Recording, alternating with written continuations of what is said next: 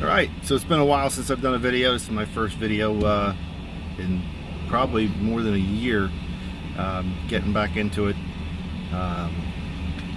Business has been wishy-washy. I was sucking wind for some time, but I did make some changes. I did end up getting into a shop instead of working out of C-Box. So my expenses have gone up. We had a really bad winter because we didn't have any snow here in the Northeast, so I was sucking wind from that. And then coronavirus came, and I am just getting back into things. I went low tech. I put my postcards out. I don't know if that's going to come up because, yeah, it's going to be all reversed. I'll have to put a picture up. But I got my postcards out, and lo and behold, a customer reached out to me, and a couple customers reached out to me. A couple odd jobs, but this is the first real job that's come in.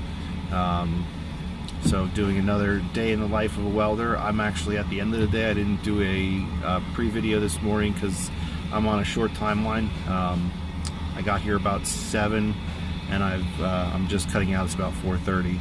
But I did manage to catch most of the day on film, so it's another day in the life of a welder. And do a short talk after the clips about promotions and ways to get business. Just what I did, and we'll see what the return on investment is overall. But that's it for now. See you soon.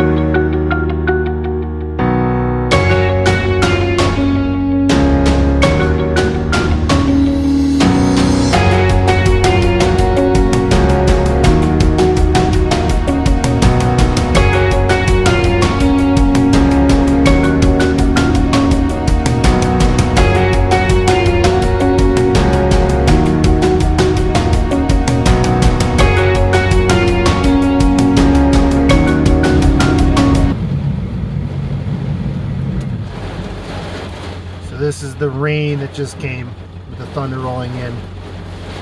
Pretty good, coming at a pretty good clip, wind-driven stuff. Packed up just in time. Project's back over yonder. I would have gotten pretty wet. Rain followed me to the shop. Raining pretty good here too. Heck of a storm. So I just got back to the shop and I realized the video that I recorded at the other the spot before I left didn't record. Funny how that works. So quick rundown of this job. So I got this job on Tuesday. It's June 2020. Great year.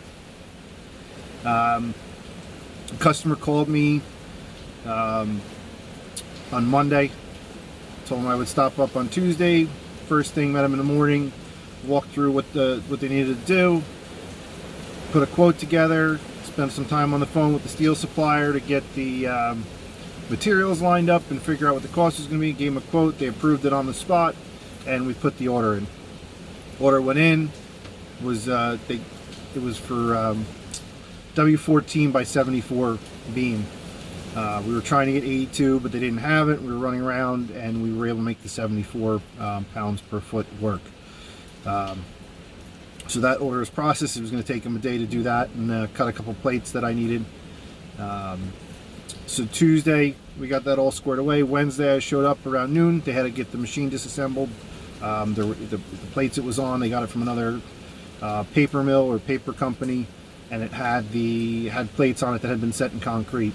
So they were going to reuse the plates, which I had to cut down.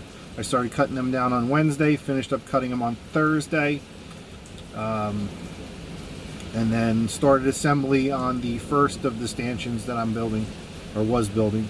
I finished that up on Friday. Here's the thunder, which you kind of joined me for. That's the first part of the video, so I'm already one stanchion in, and I just put the second one up because it's basically the same thing. It's just a little bit different orientation. And then fast forward, we started the next stanchion, which you guys all saw in the video, and it's been Friday, Saturday, Sunday working on it. So Friday, I worked on the job all day. I had to go to the firehouse at night, worked in the firehouse all night, came back. Saturday morning, worked again all day, back to the firehouse at night for overtime, and then came back on Sunday, and it's just quarter about 20 to 7 on Sunday night, and I'm just getting back to my shop. It's been a long job. I was able to get a lot of it on film. The camera crapped out a few times, but for the most part you saw everything that went on.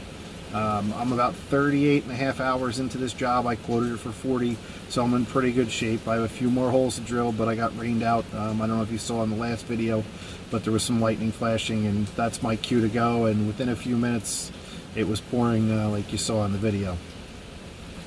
And that's where I'm at. Materials was just over $2,000. There's a 20% markup on that I charge.